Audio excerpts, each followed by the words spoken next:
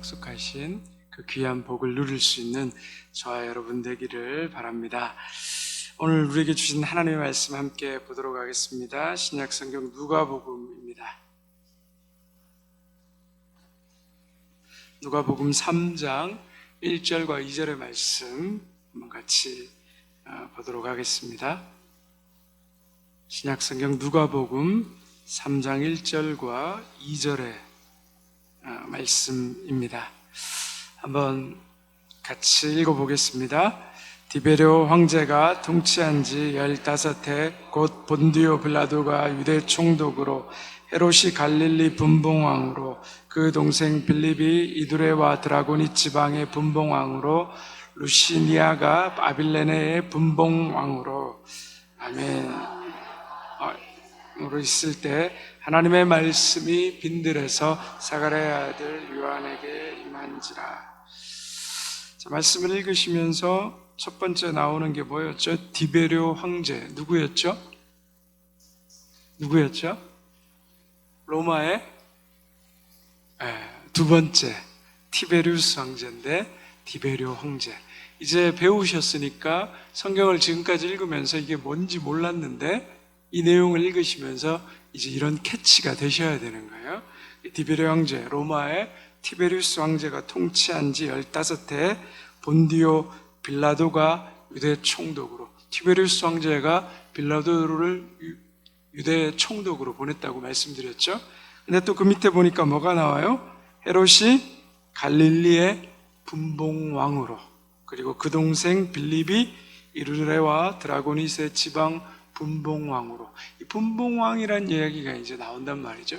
성경에서는 언급되고 있는 이야기인데 우리가 성경을 읽으면서도 이게 무슨 이야기인지 무슨 말인지 잘 몰랐던 경우가 많습니다. 그래서 오늘은 400년 침묵기 동안 하스모니안 왕조가 무너지기 시작하면서, 그리고 로마로 유대가 속국이 되기 시작하면서 그 사이에 또 유대 땅에 일어났던 이 헤롯 가문, 이 성경과 아주 밀접하고 성경에서, 신약 성경에서 사복음서에 등장하는 이 헤롯에 대해서 우리가 좀 이해하고 배우고 또 알 필요가 있습니다. 그러면 훨씬 더 성경이 입체적으로 보여지고 우리가 좀 깨닫게 됩니다. 우리 들어가기 전에 제가 여러분들께 이거 신약성서 구조랑 목록과 나눠드렸죠, 그죠? 이 구조가 조금 인쇄가 좋지 못해서 원본이 좀 희미하는 바람에 인쇄도 좀 희미하게 나온 것 같습니다. 한번 우리가 늘 기억하지만 보면 신약에 우리가 집이라 그랬죠. 전체 집을 짓는데 기초가 있다 그랬습니다. 기초가 뭐라고요? 사복음서, 역사서인데 사복음서와 사도행전이라 그랬죠. 이게 신약 성서의 역사적 순서대로 읽으면 사복음서와 사도행전을 읽으면 실은 신약 전체 역사의 내용이 다 나와 있는 겁니다. 그 다음에 오른쪽 기둥과 왼쪽 기둥이 있다 그랬죠. 오른쪽 기둥은 뭐가 있다 그랬습니까? 공동서신, 일반서신이다. 왜 공동서신이라고요? 흩어져 있는 디아스포라 유대인들에게 보내는, 믿음과 신앙을 격려하기 위해서 보내는 편지이다. 그래서 모든 사람이 읽어볼 수 있는 서신서였다. 그래서 이 서신서는 보낸 사람의 이름을 따서 서신서 이름을 지었다. 요한 1, 2, 3서는 요한이, 베드로 전후서는 베드로가, 야고보서 이렇게 다 저자들이 있고 히브리서는 저자가 없다라고 설명을 드렸습니다. 왼쪽 기둥에는 뭐가 있죠? 바울 서신이다. 또 다르게 말하면 교회 서신이라고 그랬죠. 왜 바울 서신이고 교회 서신이라고 그랬죠? 바울이 교회들에게 보낸다. 그래서 발신자는 다 바울이고 그 서신서를 받는 곳은 누구라고요? 수신자는 교회이다. 그래서 받는 교회의 이름을 따라서 데살로니가, 골로새, 빌립보, 에베소, 갈라디아, 고린도, 로마 다 교회에 보낸 편지다라고 설명드렸습니다. 그리고 지붕에 뭐가 있어요? 바울서신, 목회서신 있죠. 뭐가 있습니까? 디모데전후서, 디도서, 빌레몬서. 바울이 목회 서신으로 보낸 것이다. 그래서 우리가 한번 다시 보지 않고 한번 같이 해볼까요? 밑에 뭐가 있어요? 역사서 5권이 있고, 그리고 오른쪽 기둥으로 공동서신, 일반서신 몇 권? 9권이 있고, 왼쪽에요 바울서신, 교회서신 9권이 있고, 그 다음 위에 지붕으로 바울서신인데 목회서신이라고 했죠. 몇 권이요? 4권. 그래서 합이 27권이다. 옆에 사람에게 한번 설명할 수 있을까요? 두 사람 시작 지어서. 굉장히 놀라시는데 조시는 분들이 있는 것 같아서 한 번 더 이 눈에 보이면 이제 짝지어서 설명하는 걸로. 자, 우리 한번 성경 목록과 또 같이 우리 신약 부분만 같이 함께 보도록 하겠습니다.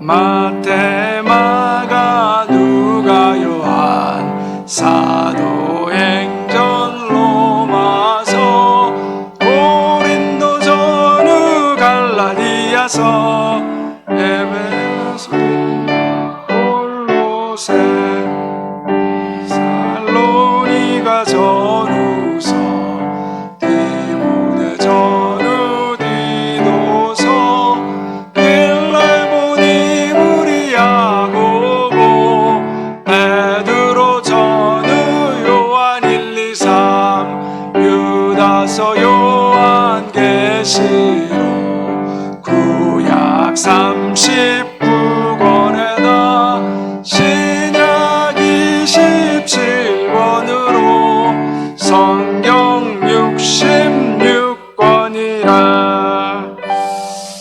우리가 지난 시간에 전체 400년 침묵기의 열강들에 관해서 우리가 쭉 공부를 해왔습니다. 맨 처음 우리가 배웠던 헬라 제국은 어떤 일을 이루었습니까? 알렉산더가 헬레니즘 정책을 통해서 뭘 통일시켰어요? 언어를 통일시켰다.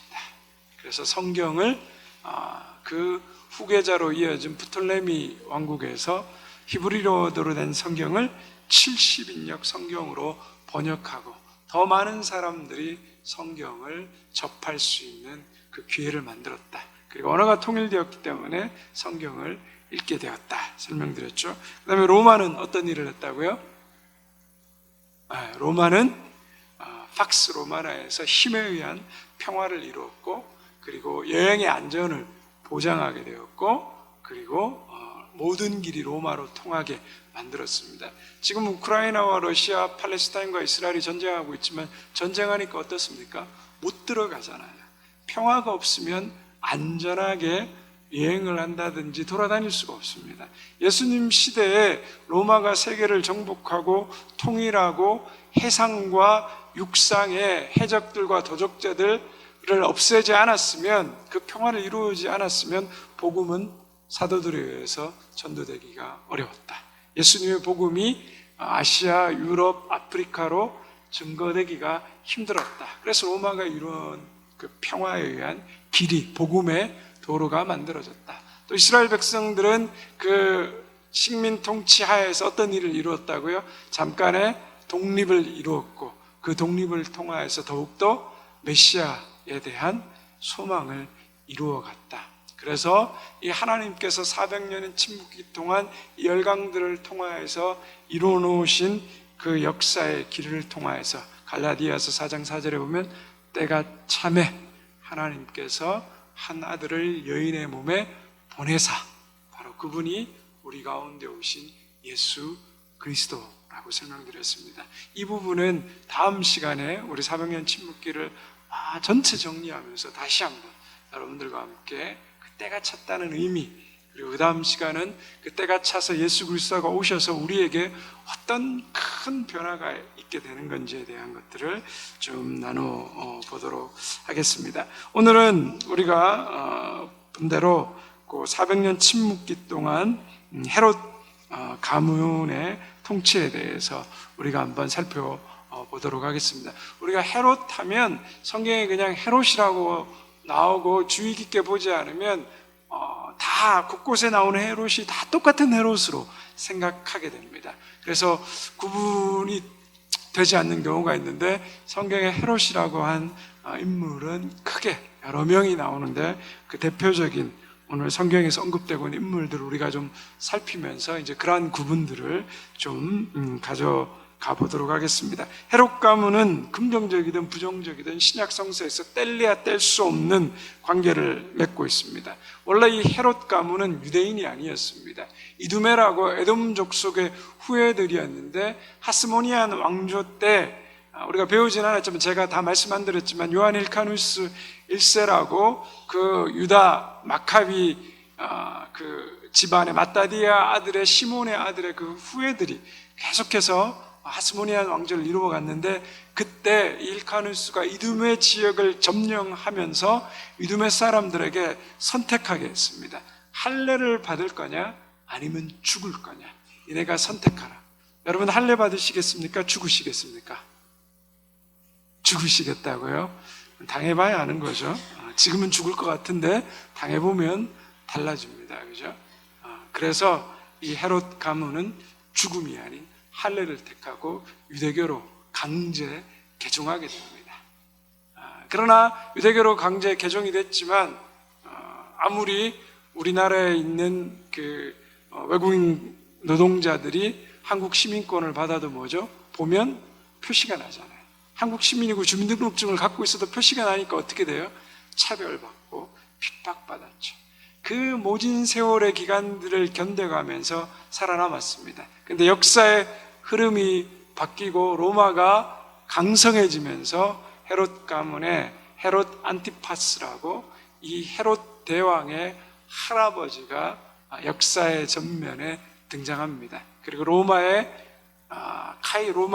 카이사르 시저와 와의 그 시저를 도와서 전쟁을 승리하게 됩니다. 그러면서 이 헤롯 대왕의 할아버지 헤롯 안티파스가 유대 땅의 집정관으로 파송받게 됩니다. 그래서 역사의 전면에 이제 유대 땅이 헤롯 가문의 수중으로 들어오게 됩니다. 그 아버지가 헤롯 안티파스가 독살당하고 등장한 왕이 바로 헤롯 대왕입니다. 우리 교재에 첫 번째 나온 내용 한번 읽어볼까요? 예수님의 출생시에 통치하게 되었다는 거예요. 우리가 마태복음 2장에 보면 동방박사 이야기 나오잖아요. 그 동방박사 이야기 나올 때 우리 성경 말씀 한번 읽어볼까요? 시작. 헤롯 왕 때에 예수께서 유대 베들레헴에 나심에 사내 아이를 박사들에게 자세히 알아본 그때를 기준하여 2살부터 그 아래로 다 죽이니. 동방에서 천문학을 연구한 박사들이 유대 땅까지 왔어요. 별을 보고. 근데 그 별은 왕의 탄생을 기리는 별이다. 그 별이 베들레헴에 떴다. 헤롯이 관심을 가지고 나도 그 왕의 탄생을 축하하고 싶다. 그리고 동방 박사들에게 뭐라고 말합니까? 갈 때 어디에서 태어난지 다시 들려서 알려달라고 말하죠. 근데 동방 박사들이 꿈에 천사의 지시를 받고 그냥 패스해버리죠. 그러자 헤롯이 어떻게 합니까?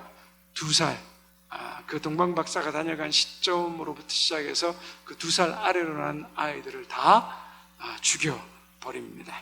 그만큼 헤롯은 잔혹한 통치자였다라는 것들을 우리가 볼 수 있습니다.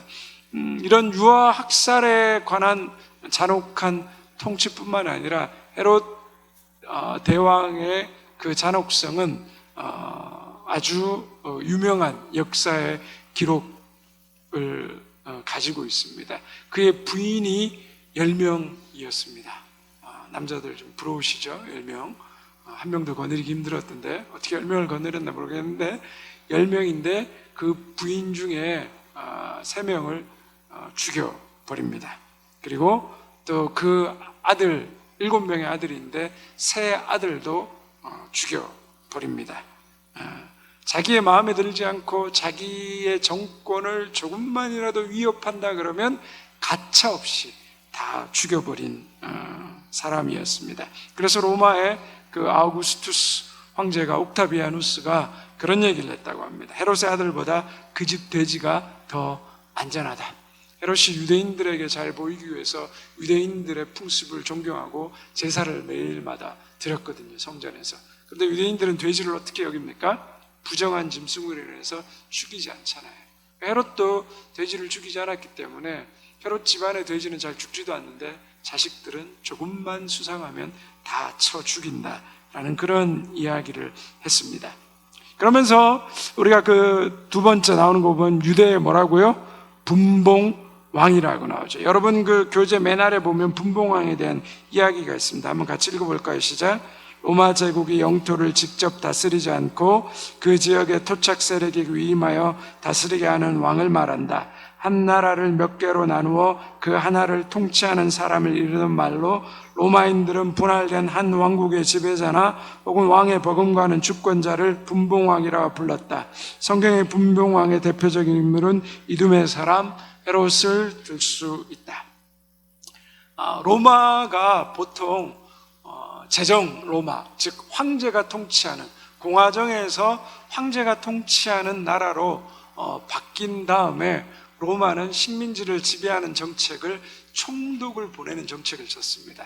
그래서 총독으로부터 정치, 군사 모든 권한을 다 맡겨서 그 지역의 보고를 받는 그런 체제였습니다. 그런데 유대 땅의 통치는 좀 독특했습니다. 왜냐하면 다른 민족들은 다 다신교였습니다. 여러 신들을 다 섬겼는데 유대는 어떤 종교죠? 유일신을 믿는 종교였습니다. 굉장히 까다로웠습니다. 그래서 로마 황제를 숭배하게 하면 그 로마 황제의 숭배 사상을 저항하고 떨치고 일어났습니다. 그러면서 여러 번 독립과 반란이 그런 종교적 갈등으로 인해서 끊임없이 일어나고 통치하기 골치 아픈 그런 가시와 같은 역할이 유대 땅이었습니다. 그래서 로마가 쓴 방법이 뭐냐 그러면 다른 지역에서는 하지 않는 분봉왕이라는 제도를 만들었습니다.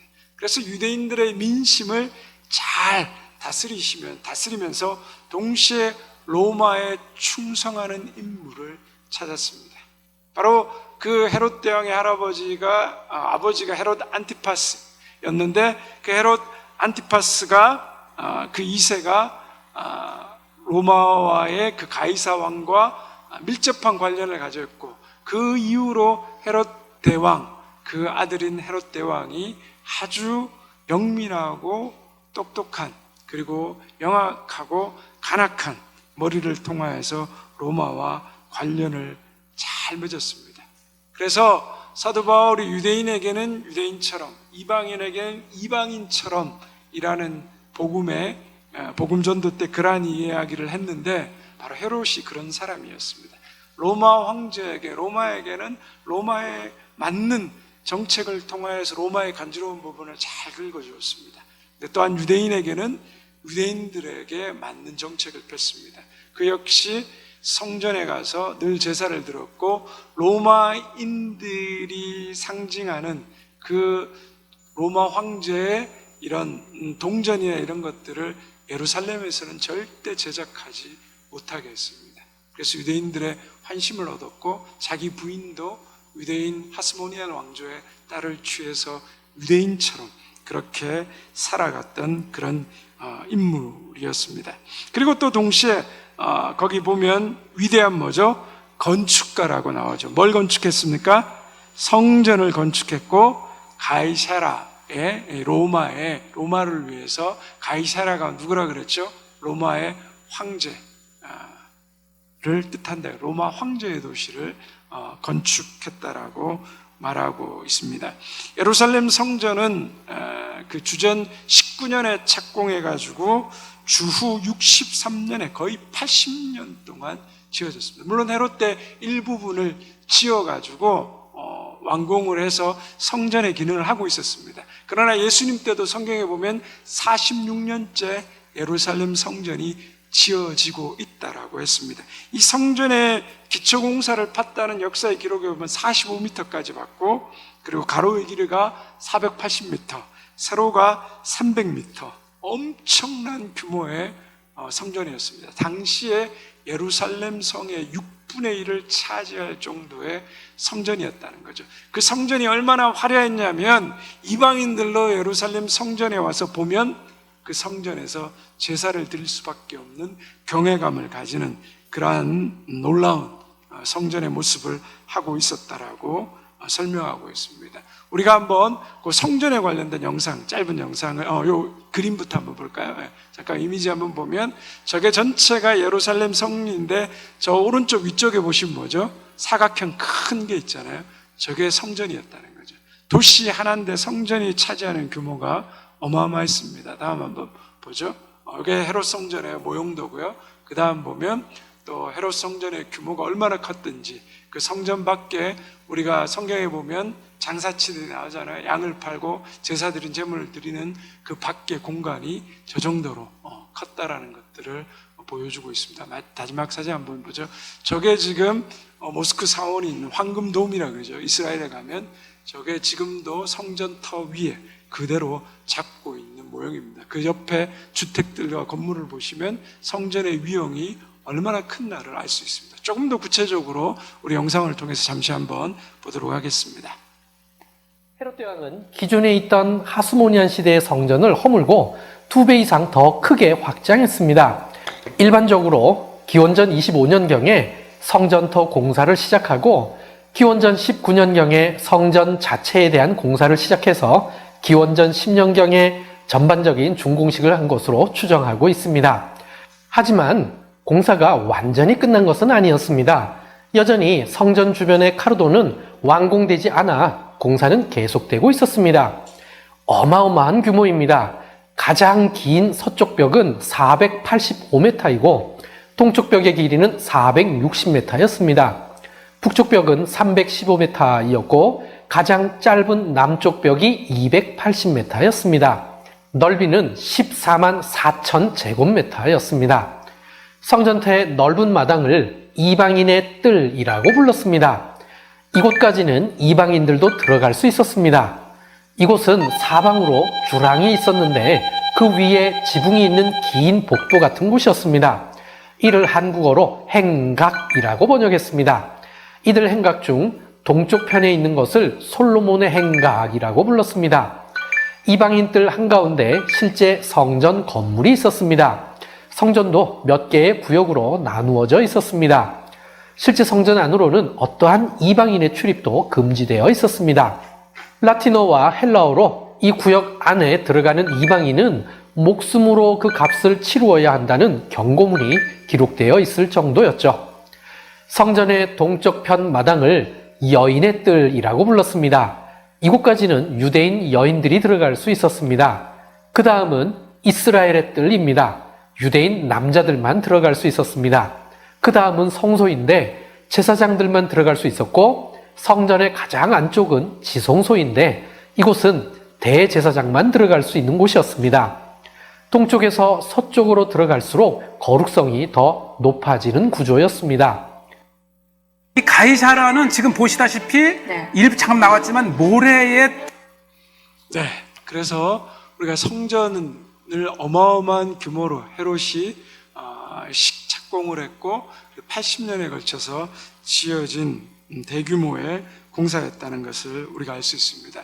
헤롯이 유대를 통치하기 위해서는 유대인의 환심을 얻어야 했고 유대의 절대적인 도움이 필요했기 때문에 그런 유대인들을 위한 그 성전 공사를 또 시작하게 된 거죠. 그리고 두 번째로 거기 보면 요세푸스가 유대 역사가 요세푸스라는 사람이 성전에 대해서 이렇게 한번 썼죠. 한번 읽어볼까요? 시작. 거의 완벽에 가까운 외관은 보는 사람들의 마음과 눈을 사로잡았다. 사면이 모두 금으로 되어 있어 태양이 떠오르면 불타는 듯한 빛을 반사했기 때문에 성전을 보려는 사람마다 눈을 돌릴 수밖에 없었다. 금으로 덮이지 않는 부분은 완벽한 흰색으로 덮여 있어서 멀리서 보면 마치 눈에 덮인 산처럼 보이기도 했다. 이게 성전의 그 어마어마한 내용이었다는 거죠. 그리고 또 로마를 위해서 가이사라는 도시를 만들었습니다. 그 해변이었는데 해변에 로마 황제를 위한 도시를 만들고 로마식의 원형 경기장을 만들어내고 또 극장도 만들고 그리고 사시사철 항구에 배가 들어오도록 만들고, 그리고 거기에 로마 황제의 동상을 세워서 사람들이 가이사라로 들어올 때마다 로마 황제를 칭송하게 만든, 로마의 또 그런 충성을 보였습니다. 우리 가이사라도 한번 잠시 보도록 하겠습니다. 이 가이사라는 지금 보시다시피 일부 잠깐 나왔지만 모래의 둔덕이라 버려진 땅이에요. 그런데 이곳을 이 대형의 도시로 만든 것은 바로 헤롯인데, 자 보시죠. 이거는 조각상이 이 조각상에 발 하나가 이만하니 이 발을 가진 조각을 한번 상상해 보세요. 오늘날 이 가이사라에서 가장 볼만한 곳 중에 하나가 바로 이 원형극장입니다. 보시죠. 당시에 이 규모의 4천여 명의 관객이 앉을 수 있는 자리라고 하니까, 이것을 만든 것은 이 헤롯 왕인데, 헤롯 왕 이후에 비잔틴 시대 때까지 수백 년 동안, 한 400여 년 동안 실질적인 그런 그 공연장으로 사용됐었고요. 지금 이곳에서도 뭐 수많은 건물이 남아있는데, 바로 이곳이 이제 빌라도 총독이 머물렀던 관저인데, 바로 이겁니다. 빌라도의 그 역사적 존재를 증명하는 거예요. 지금 항공 촬영을 통해서 보시다시피 풍광이 정말 아름답습니다. 아름다운 지중해와 거기에 이 건설된 도시 규모가 대단한데, 사도 바울이 이곳에서 그 벨리스 총독 앞에서 재판을 받잖아요. 그곳입니다. 바로 이곳이 빌라도의 총독 관저 이후에 이제 비잔틴 시대 때까지 이제 궁이 있던 곳인데요.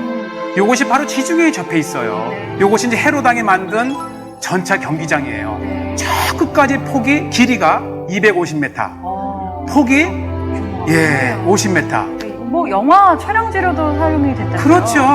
바로 배너의 그 장면이 로마 시대 때 전형적인, 바로 요것이 가이사라의 교회터입니다. 전형적인 교회 앞 재단을 보고 계시고요.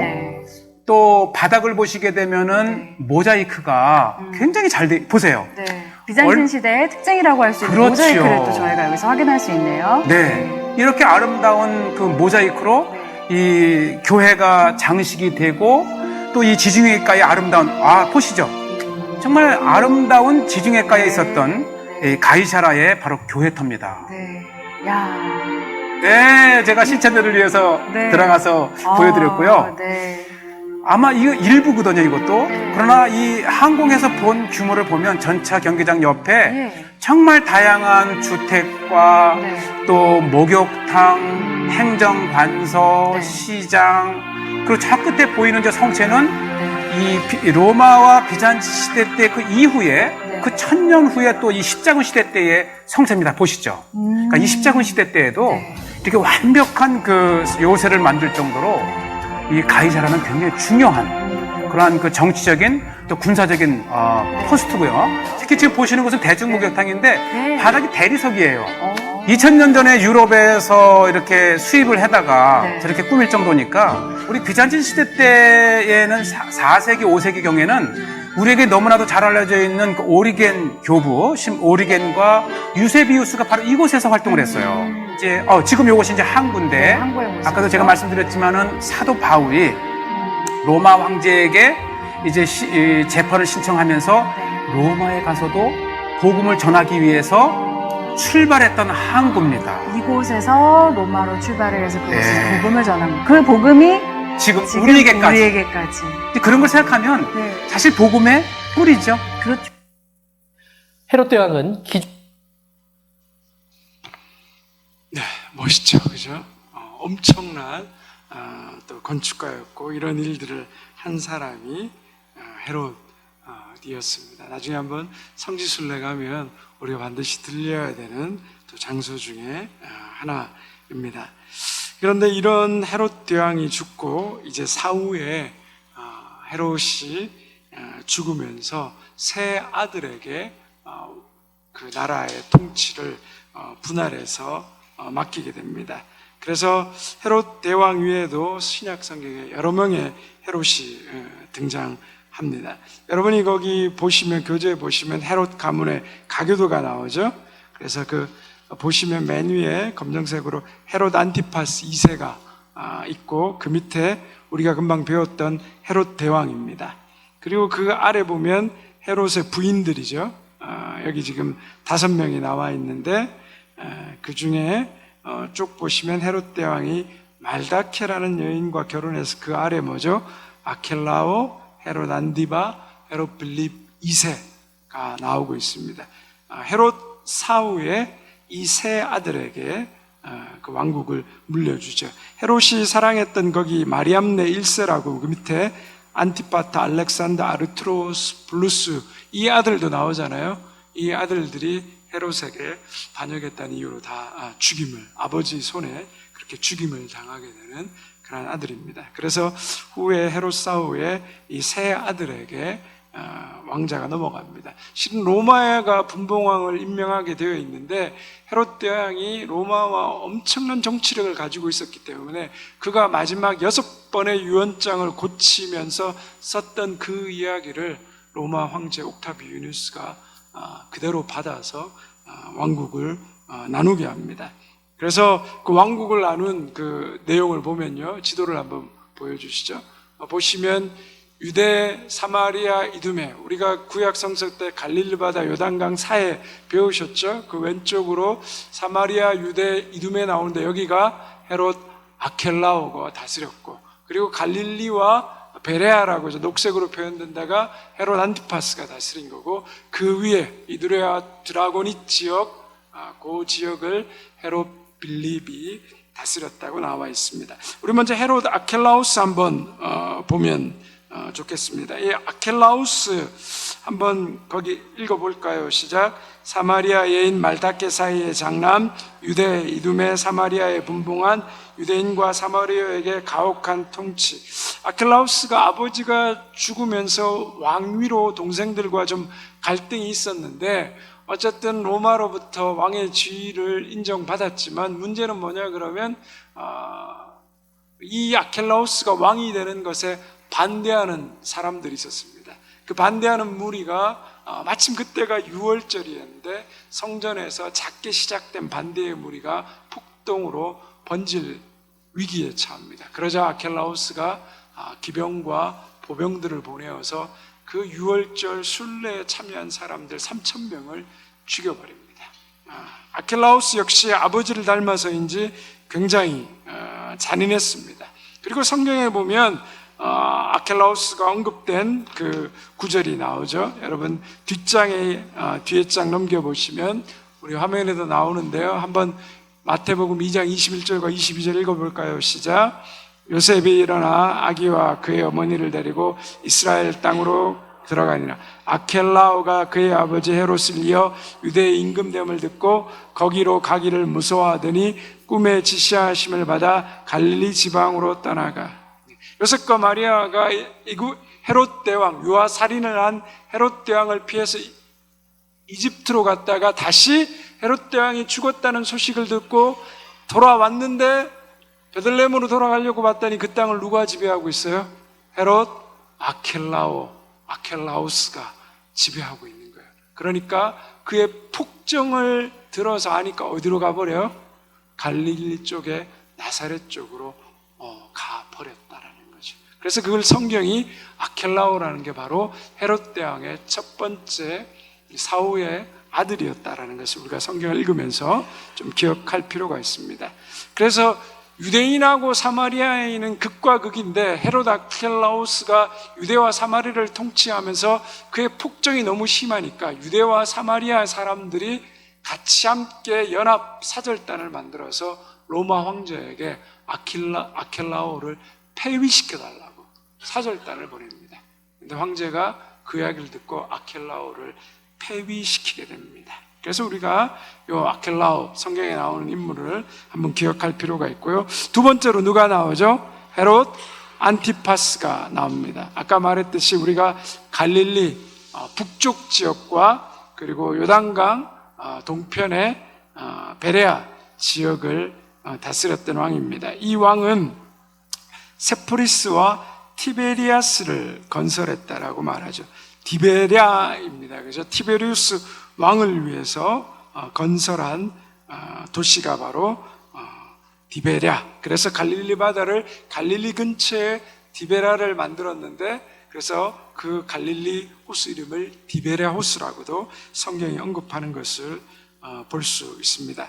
그런데 헤롯 안티파스는 재밌는 게 로마로 여행하던 중에 이복 동생 헤롯 빌립과 함께 다니다가 그의 아내 헤로디아를 빼앗아서 강제로 강제는 아니죠. 남편에게 빼앗아서 그 아내 헤로디아와 결혼하게 됩니다. 가게도 다시 한번 보실까요?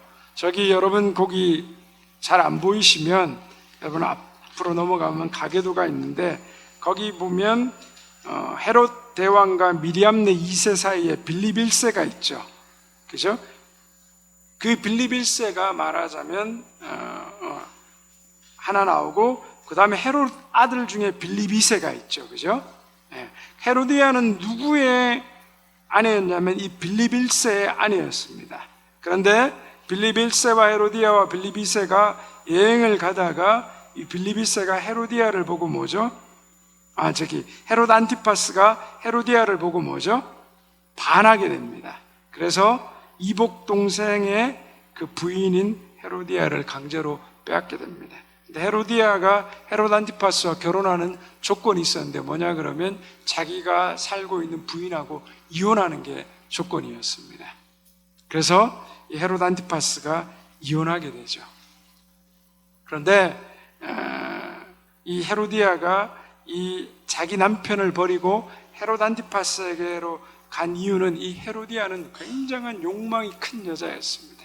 신분 상승의 욕망이 너무 컸는데 헤롯 대왕의 후계자의 구도에서 밀려난 이 헤롯 빌립 1세는 별 볼 일이 없었던 거죠. 그러나 후계자 구도로 들어간 헤롯 안티파스는 파워와 힘이 있었습니다. 그래서 헤로디아가 배신하고 헤롯 안티파스와 결혼하게 되는 일들이 성경에 나오게 됩니다. 그리고 우리가 성경에서 이 헤롯 안티파스의 얘기가 나오는 부분들을 조금 살펴볼 필요가 있습니다.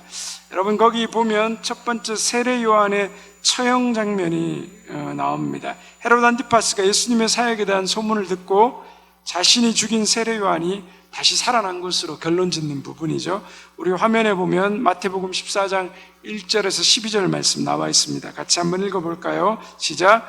그때 분봉왕 헤롯이 예수의 소문을 듣고 그 신하들에게 이르되 이는 세례 요한이라 그가 죽은 자 가운데서 살아났으니 그러므로 이런 능력이 그 속에 역사하는도다 하더라. 전에 헤롯이 그 동생 빌립의 아내 헤로디아의 일로 요한을 잡아 결박하여 옥에 가두었으니 이는 요한이 헤롯에게 말하되 당신이 그 여자를 차지한 것이 옳지 않다 하였습니다. 우리가 이 이야기 다 알잖아요. 세례 요한이 죽었을 때. 근데 성경에 뭐라고 나와요? 분봉왕 헤롯이라고 밖에 안 나와요. 그러니까 이 헤롯이 누군지 구분을 못했는데 오늘 우리가 배우고 나서 이 헤롯이 누구라고요? 헤롯 안티파스라는 걸 알게 되는 거죠. 두 번째로 또 보면 예수님을 죽이려고 한다라는 이야기를 바리새인들이 귀띔해 줍니다. 누가복음 13장에 나옵니다. 한번 앞에 9절 한번 읽어볼까요? 시작. 곧 그때 어떤 바리새인들이 나와서 이르되 나가서 여기를 떠나소서 헤롯이 당신을 죽이고자 하나이다. 이르시되 너희는 가서 저 여우에게 이르되 오늘과 내일은 내가 귀신을 쫓아내며 병을 고치다가 제3일에는 완전하여지리라 하리라. 예수님을 죽이려고 했던 왕 중에 하나고, 세 번째는 예수님 재판 때 예수님을 신문했던 헤롯이 헤롯 안티파스다라는 것들을 우리가 이해하면 됩니다. 그 다음에 세 번째로 헤롯 빌립이 나오죠. 이두레와 드라곤이 이 북쪽 지역을 다스렸던 사람입니다. 백성들이 그래서 주로 이방인들이었고요. 우리가 성경에서 나오는 게 예수님이 제자들과 함께 가이사라 빌립보로 가죠. 우리가 앞에서도 가이사라를 배웠잖아요. 근데 이 헤롯 빌립도 그 헬몬산 위쪽에 가이사라라는 로마 황제를 위한 도시를 세웁니다. 근데 그 할아버지 헤롯 대왕이 세웠던 가이사라와 구분하기 위해서 가이사라 뒤에 뭐가 붙어요? 빌립보란 이름이 있죠. 이게 뭐냐 그러면 자기 이름을 딴 거예요. 헤롯 빌립 대왕의 뒤를 자기의 이름을 따서 가이사라 빌립보라고 합니다. 여기서 어떤 얘기를 하죠? 예수님이 제자들에게 너희는 나를 누구냐 했을 때 베드로가 뭐라고 대답합니까? 주는 그리스도시요 살아계신 하나님의 아들이라. 그리고 헤롯 빌립이 벳세다를 세웠습니다. 오병이어 기적이 일어났던 벳세다죠. 그리고 이 세 명의 아들 중에 가장 온순하고 관대했던 통치자였다라고 역사에서 기록하고 있습니다. 그 다음으로 보면 여러분 누가 나옵니까? 헤롯 아그리파 1세가 나옵니다. 한번 읽어볼까요? 헤로디아와 친남매가 헤롯 안티파스의 조카 로마 왕제 가이우스의 친구 헤롯 빌립의 영토를 받았다. 헤롯 이 아그리파는 실은 그 아버지가 헤롯 대왕 할아버지한테 죽음으로 말미암아 로마로 쫓겨서 도망갔던 사람이었는데 그 로마에서 누구를 만났냐면 로마 황제 가이우스를 친구로 두게 됩니다. 그래서 두 번째 왕이 디베리오 황제였는데 세 번째 왕이 누가 됩니까? 가이우스가 됩니다. 칼리굴라가 됩니다. 그러면서 팔자를 고치게 되죠. 그리고 이 당시 헤롯 빌립이 죽어서 그 영토가 비어 있었는데 헤롯 아그리파 1세에게 이 가이우스 황제가 영토를 하사합니다. 그 다음 뒤에 또 후에 글라디우스가 한번 읽어볼까요? 시작. 후에 글라디우스가 로마의 4대 왕제가 되도록 올레온을 중재함으로 헤롯 대왕이 지배했던 땅 전체를 차지함으로 유대의 왕이 된다.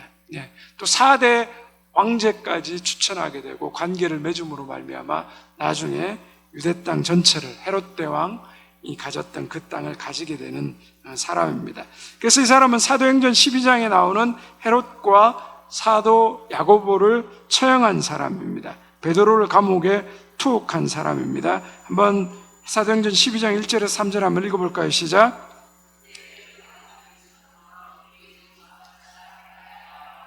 요한의 형제